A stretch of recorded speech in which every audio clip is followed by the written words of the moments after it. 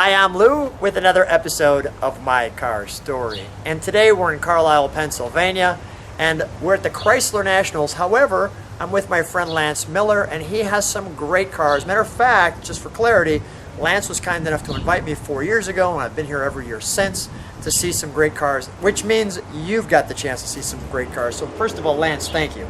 Hey, my pleasure. Glad you're here. I'm glad to be here, and today we have a historical, legendary car. You say historical, legendary. Lance, tell them what we have today. It's just a 1960 Corvette, Lou. It is, however, it's been in a special place at a special moment. Where is that special place? It was in France, at Le Mans, in 1960, and it was the class-winning car. So The first set of Corvettes, number 1, number 2, number 3, number 4, and we have number 3. Number 4 is gone, and here we have this car for you today. So Lance, I want you to tell the whole story as we walk around this car.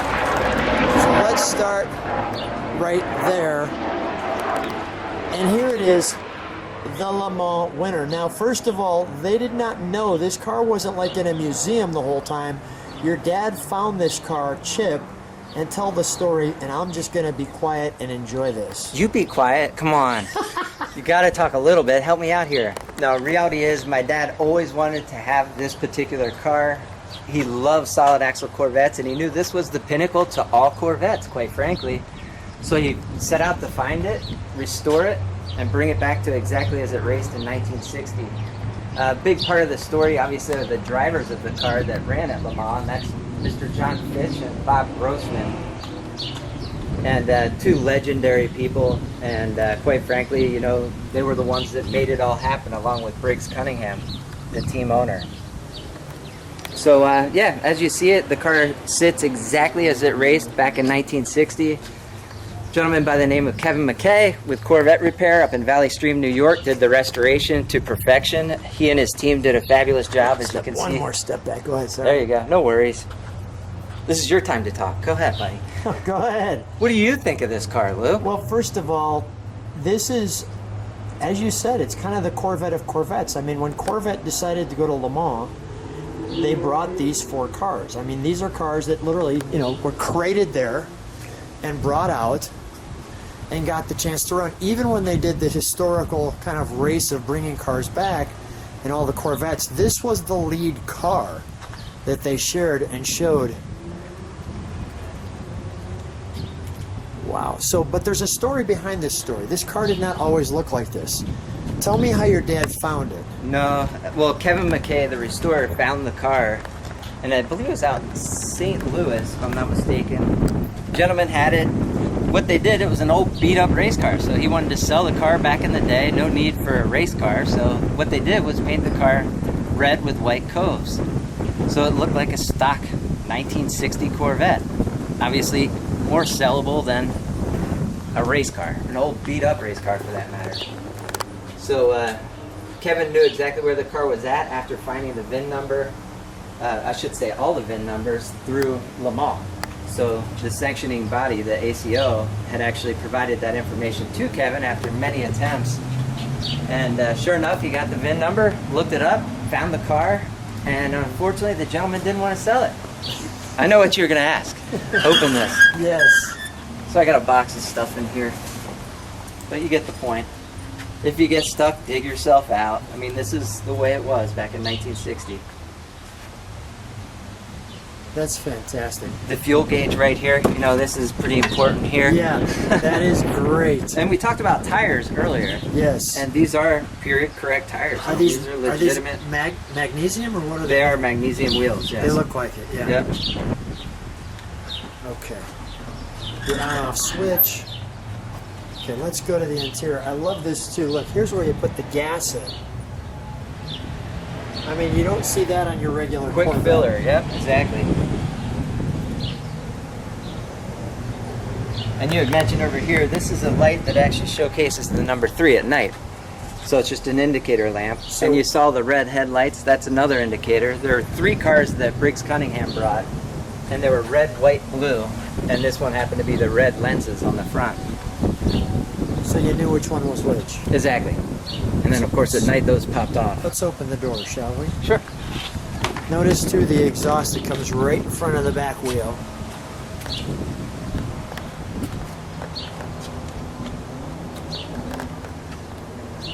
So this is just straight up 1960s race car.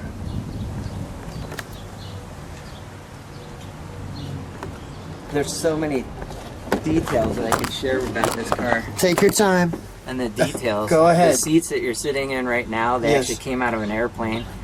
You know, the detail that Kevin and his shop went through to get the thing to absolute perfection is just insane. But they did it. I mean, they knocked it out of the park. I had John Fitch sitting in the car with me before Le Mans in 2010. Who was the driver? Who was the driver Of the car in at the age 1960. of 92 years old, back on the track 50 years later. And we can certainly get to that later, but that was my dad's dream, was to take the car back. Unfortunately, it passed in 2004 prior, and my mom and myself took it upon ourselves to get the car back. So to stay Le with Mans. me. So when you were on the track in 2010, you've got your dad's dream. You've taken it full circle from your dad, because he passed away of something called amyloidosis, which you're the president of the Amyloidosis Foundation. Correct, my dad's. Yep, your dad's foundation. What was your reaction with John Fitch and you're driving the car? My reaction, I was sitting in the passenger seat, and I looked over at John, and I'm not a super emotional guy. I like to have fun and just party, have a Life good time. is good. And I was crying, yet I was smiling, and I could actually feel, like, inside the car, you could feel people in there. I mean, it was crazy. I was so emotional. It was very odd and awkward. This is great. And it was amazing. You know, right after we finished up, and I'll never forget, John just looked over and gave me a big hug, and we were both in tears. It was just a special moment.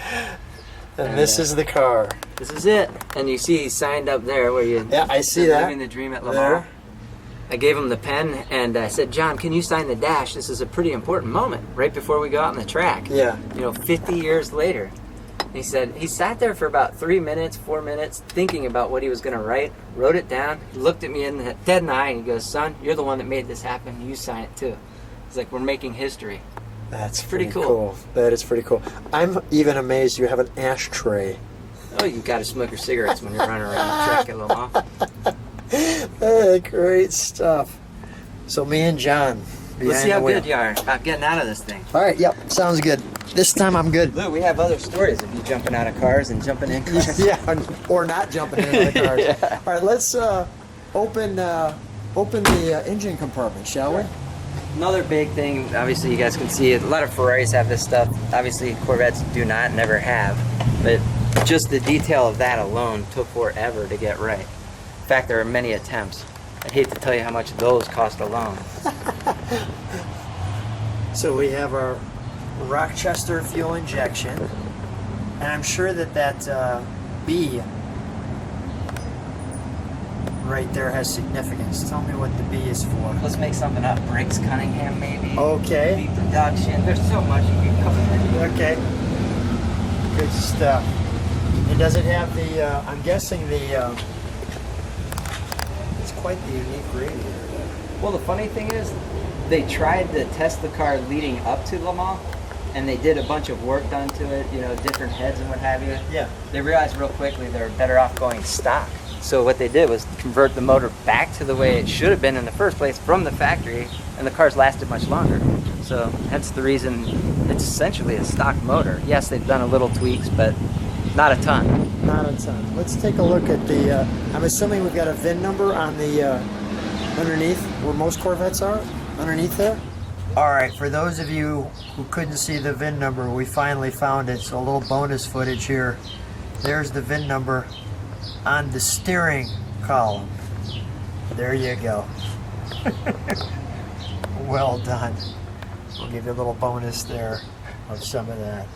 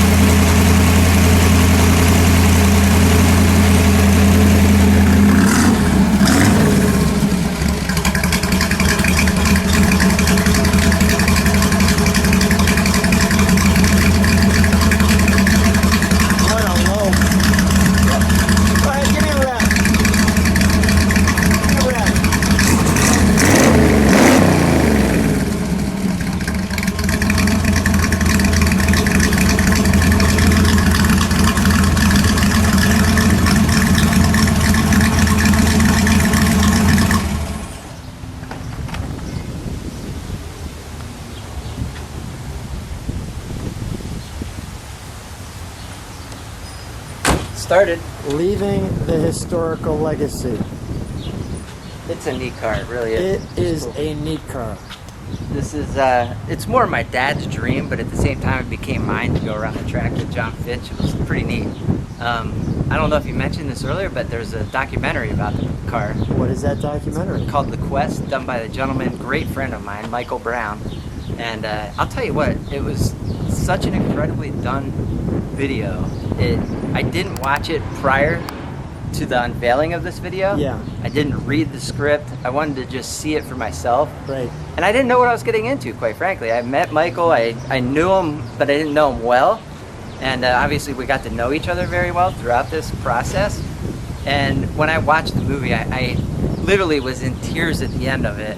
Tears of joy, just totally overwhelmed with emotion.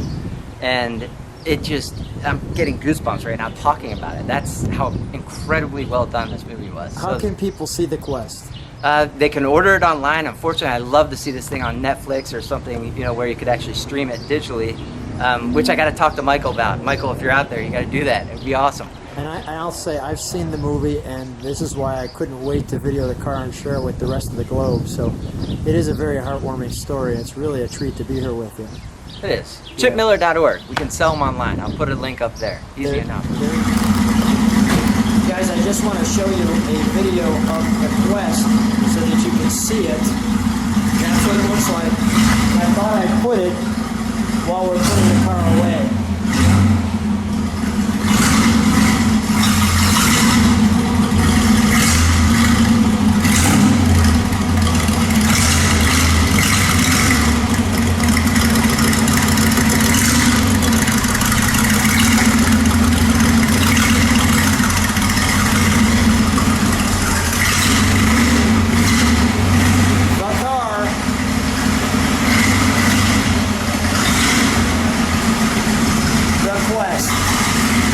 We are taking a ride with Lance Miller, and this is no, average ride, because this, as you can see, is the number 3 car. We're driving in the actual race car.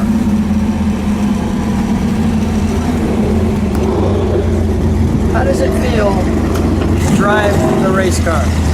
Pretty cool, isn't it? Yeah, it is very cool.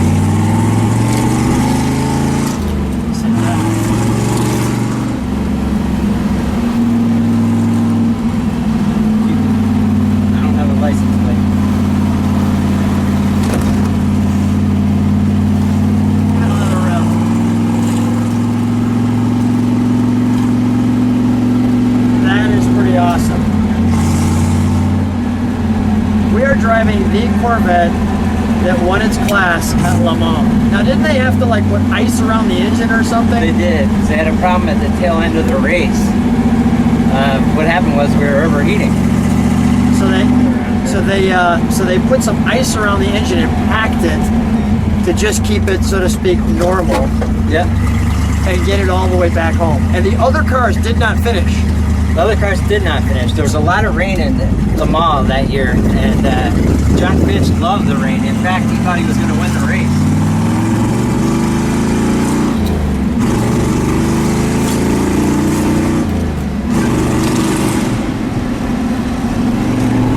This is awesome. It's cool stuff. This is awesome. What life's all about. That is awesome. Now that's how we do it at Carlisle. That is not kidding around. When we take out the John Fitch driver's car from 1960. And Lance, I know that we're just about to head back because, we should, because we have no plates on it. This is a real race car. But what a treat to hang out with you and be in this car, because I know it means so much to you and your family, and your dad had this vision and Quest. We talked about the Quest in the review video, but to be in the car, I know even for myself, I saw the car 4 years ago. You and I have been wanting to do this video, and it wasn't until this moment we got the chance to. So really, really a treat, really my pleasure.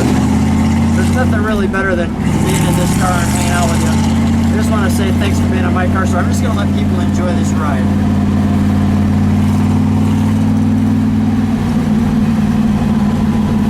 proper way of turning. Yeah, put the hand out.